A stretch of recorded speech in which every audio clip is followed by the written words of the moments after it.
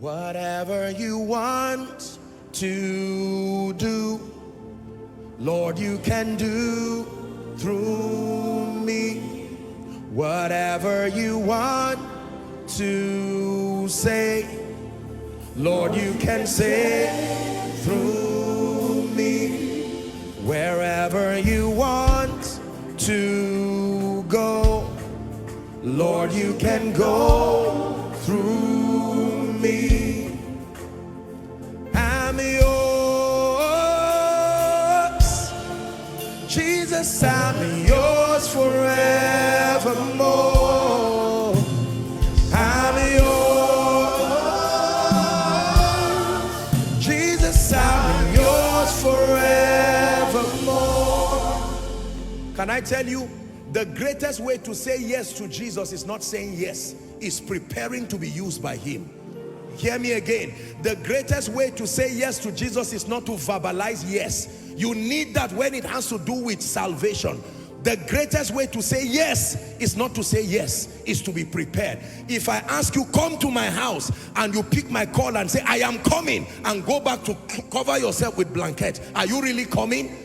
The greater, you may not even answer me, but get up and jump to the bathroom. I see your readiness to come by your preparation. There are many tongue talkers. There are many people, oh God, use me. But the submission to be trained and to be built to become that battle axe, there is laxity.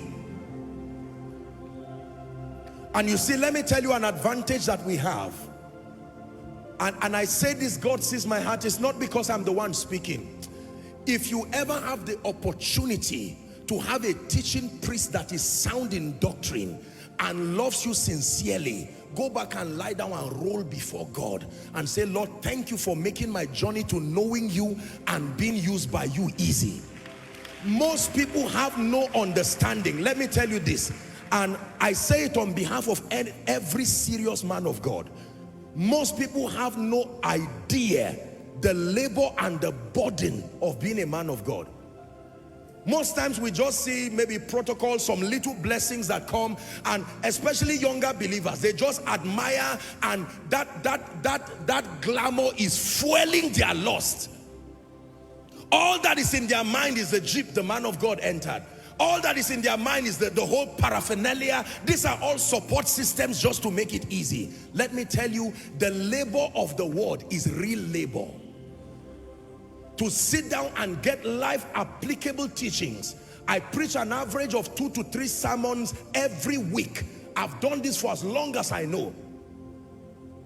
It takes, under no circumstance, no matter where I travel around the world, if I will be around on Sunday, I must make sure the message to give God's people is fresh, is ready to be served. That is labor that comes by love.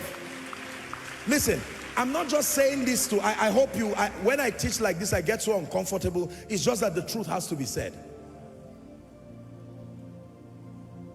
Submitting to the ministry of a teaching priest indeed, bringing balance and a holistic capture of the truths that, number one, help you to know God, number two, help you to understand the kingdom, and number three, help to produce personal excellence in your life, keeping you effective from an eternal standpoint and excelling within the cosmos. I am telling you, it is a blessing.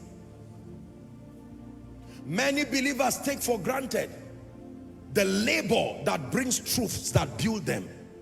You'll be surprised, someone who has been failing in business, you just come when a financial series is being taught, and you get one truth that brings balance to your life. Managing pride, managing anger, managing lust, managing all kinds of things that would destroy you. How about the manifestation of the power of God? Witchcraft and curses and yokes from anywhere to anywhere, and you come together. Those spirits join you to church, and yet you leave them behind and go back as a free man. All kinds of yokes. Apostle, for 20 years I've not found liberty in my life, and God says, go there. I'm the one who is preparing this teaching priest. I know what I put in them. You go and sit down there and watch what happens.